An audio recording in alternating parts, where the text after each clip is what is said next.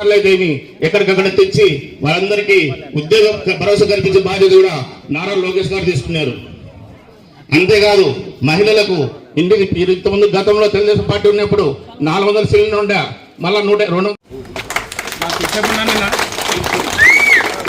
అలాగే బాలగురప్ప గారు ముందర ఉండాలి, దండెడ్డి హరినాథ్ రెడ్డి గారు ముందర ఉండాలి, ఒక్కొక్కరు వస్తూ ఉండాలి.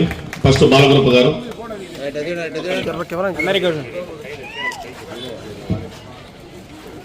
మహేష్ గారు, సానా నడిపి సుబ్బారెడ్డి గారు, ఉట్టి మహేష్ గారు వచ్చారా పైకి, రామచంద్ర గంజి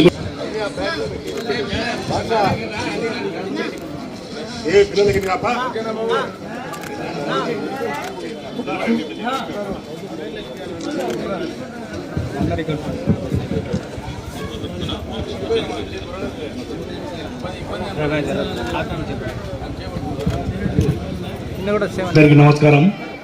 నేను 19వ వార్డ్ కౌన్సిలర్, ప్రెసిడెంట్ కౌన్సిలర్. నేను నిన్న చేరడం జరిగింది.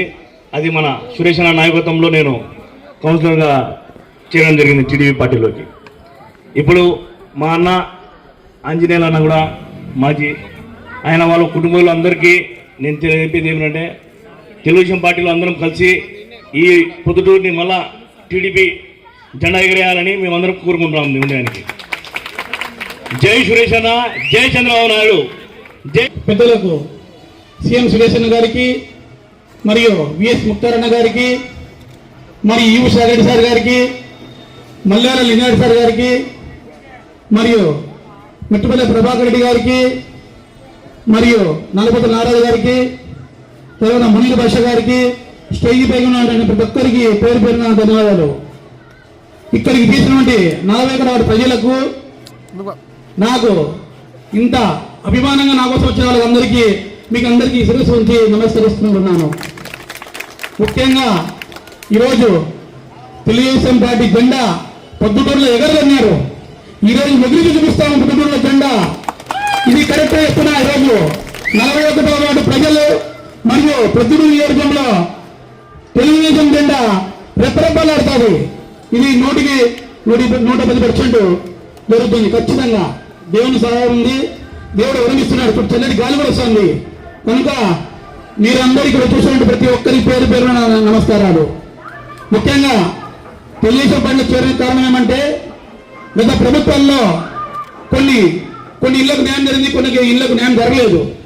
ఇప్పుడు మన చంద్రబాబు గారు ఖచ్చితంగా నిరుపేద కుటుంబానికి ప్రతి ఒక్కరికి ఆస్తుల పరుపుతోనేమి, పింఛన్ అయితేనేమి, గతంలో చిన్న ఆపరేషన్ చేసి తగిన 20 లెక్క తగిన సీఎం ఇంటి పని వస్తున్నాయి డైరెక్ట్, ప్రతి ఒక్కరు వస్తున్నాయి. ఇప్పుడు అది ఇంతకుముందు గతంలో లేదు. ఇప్పుడు మళ్ళీ మన చంద్రబాబు గారు రావాలి. ఆరోగ్యశ్రీలో కానీ, మరి చిన్న ఆపరేషన్ సంబంధించిన కానీ, కంటి ఆపరేషన్ కానీ, పంటి ఆపరేషన్ కానీ, అపెండిక్స్ కానీ అలా దొరికిన ఇప్పుడు ప్రతి ఒక్కరికి మన ప్రభుత్వం వస్తే 100 రూపాయలు అందరికీ ఈ లబ్ధిదారు పొందుతారు. ఈ సంవత్సరాలు రాచమల్ల ప్రసాద్ రెడ్డిది ఈ ఊరు కాకపోయినా వేరే ఊరు నుంచి వచ్చి ఇక్కడ సెటిల్ చేసినా కూడా మీరు గెలిపించారు. ఆయన ఒక తూరి అప్పుడు తెలుగుదేశం పార్టీ అధికారంలో ఉన్నప్పుడు గెలిచాడు. ఇప్పుడు తన సొంత పార్టీ అయిన వైఎస్ఆర్సీపీ అధికారంలో ఉన్నప్పుడే ఆయన కూడా ఇక్కడ ఎమ్మెల్యేగా ఉన్నాడు. ప్రతిరోజు ఆయన ఏదో స్టేట్మెంట్ ఇస్తూ ఉంటాడు.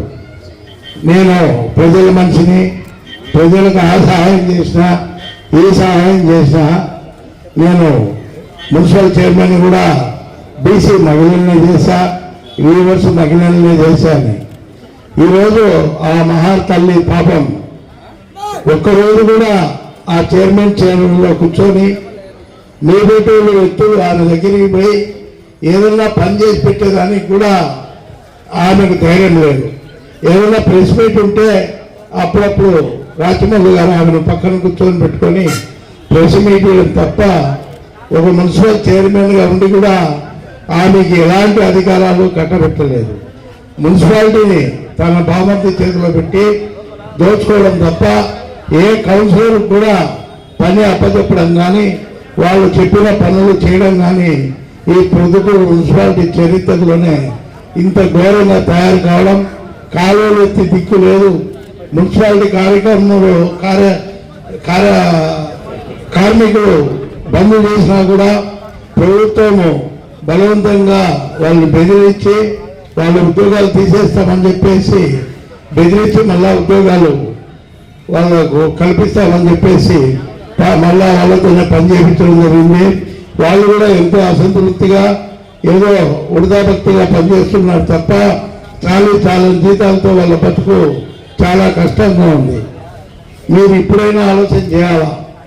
ప్రొద్దుటూరు ఈ రౌడీ కానీ ఈ అరాజ్ కానీ కౌన్సిలర్లను తిట్టడం చూస్తే ఆ భాష ఏ విధంగా ఉందంటే అంత ఘోరంగా ఉంది. అటువంటి భాష మేము డైరెక్ట్గా చెప్పడం బాగుండదు. కౌన్సిలర్లు వాళ్ళ ఇంట్లో గుమస్తాలుగా ఎమ్మెల్యే గారు ప్రవర్తిస్తారు. ఇది చాలా ఘోరమైన విషయం.